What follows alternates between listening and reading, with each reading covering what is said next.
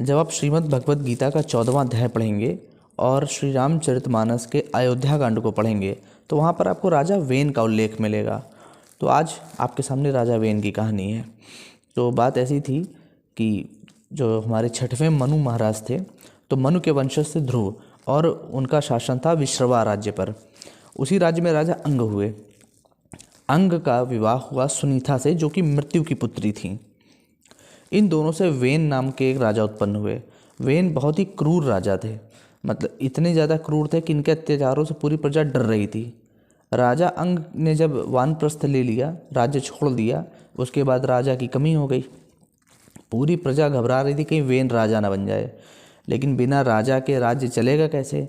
इसलिए मंत्रिमंडल के विरोध के बाद भी ऋषियों मुनियों ने सुनीता से कहा कि आप अपने बेटे को राजगद्दी दीजिए, हो सकता है ईश्वर की कृपा से सुधर जाए। भाई, आदमी के ऊपर जिम्मेदारी आती तो आदमी सुधर जाता है।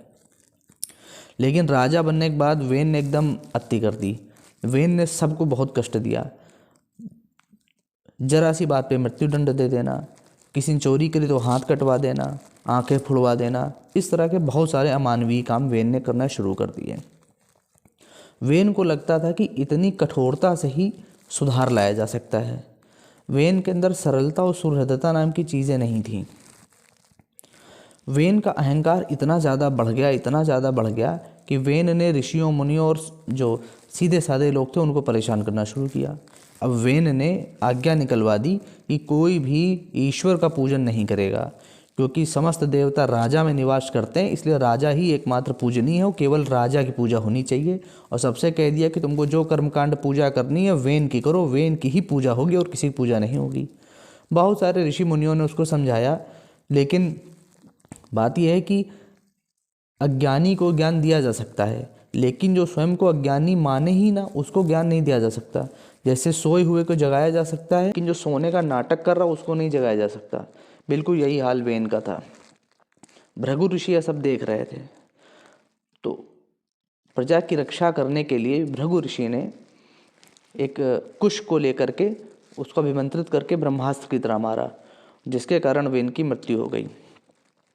लेकिन जो वेन की माता सुनीता थी, बहुत ही ज़्यादा तेजस्वी महिला थी। उन्होंने ऋषि से प्रार्थना करके वेन के शरीर को ले लिया और मंत्रों के द्वारा विभिन्न तरह तरह के जो रासायनिक लेप थे उनको लगाकर वेन के शरीर को परिरक्षित रखा।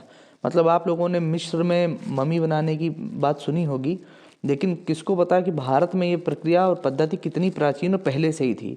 लेकिन इसका कोई उल्लेख नहीं आने के कारण इसके बारे में कोई जानता नहीं है कि भारत में भी इस तरह की प्रिजर्वेशन टेक्निक पहले से मौजूद थी। खैर, जब वेन की माता ने उसके शरीर को प्रिजर्व करके रखा और उन्होंने सोचा कि अब तो मेरे वंश में कोई रहा ही नहीं, तो उन्होंने फिर ऋषियों से प्रार्थना करी। तो ऋषियों ने अपनी तप शक्ति के आधार पे वेन के शरीर का मर्दन किया, मतलब मथा वेन के शरीर को। तो जब वेन के शरीर को मथा तो वेन की सबसे पहले जो बाईं जांघ थी उसे बाहुक नाम का एक लड़का निकला, जो देखने में थोड़ा छोटे कद का था, जिसके बाल तांबे के रंग के जैसे थे, आंखें लाल थीं। उसने ऋषियों से पूछा कि मेरे लिए क्या आज्ञा है। तो ऋषियों ने कहा निषद, मतलब बैठ जाओ। तो वो बैठ गया और उसने वेन के संपूर्ण पाप को अपने शरीर पर धारण किया। उसके बाद बाएं हाथ का मर्दन किया गया, जिससे राजा पृथु पैदा हुए।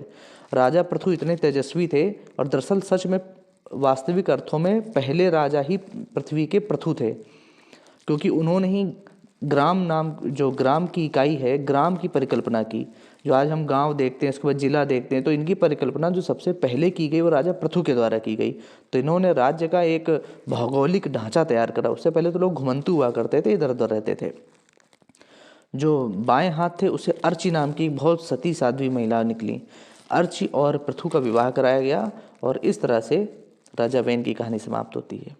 इस कहानी से हमें यही शिक्षा मिलती है कि कभी भी हमें अपनी शक्ति, अपने ज्ञान के अहंकार में नहीं जीना चाहिए। अहंकार का परिणाम हमेशा ही बुरा होता है। उस समय ज़रूर लगता है कि हमारे पास तो इतनी ताकत है, कोई हमारा क्या बिगाड़ लेगा, लेकिन कहीं ना कहीं व्यक्ति अपने प्रारब्ध को जरूर मिल जाता है। इसीलिए हमेशा अच्छे कार्य करते हुए भगवान के चरणों का चिंतन करना चाहिए। ये कहानी कैसी लगी कमेंट करिए। अगर आप इसी तरह की कोई और खोई हुई पुरानी कहानी सुनना चाहते हैं तो मुझे बताइए, मैं उसे आपके सामने लाने की कोशिश करूँगा। तब तक के लिए धन्यवाद।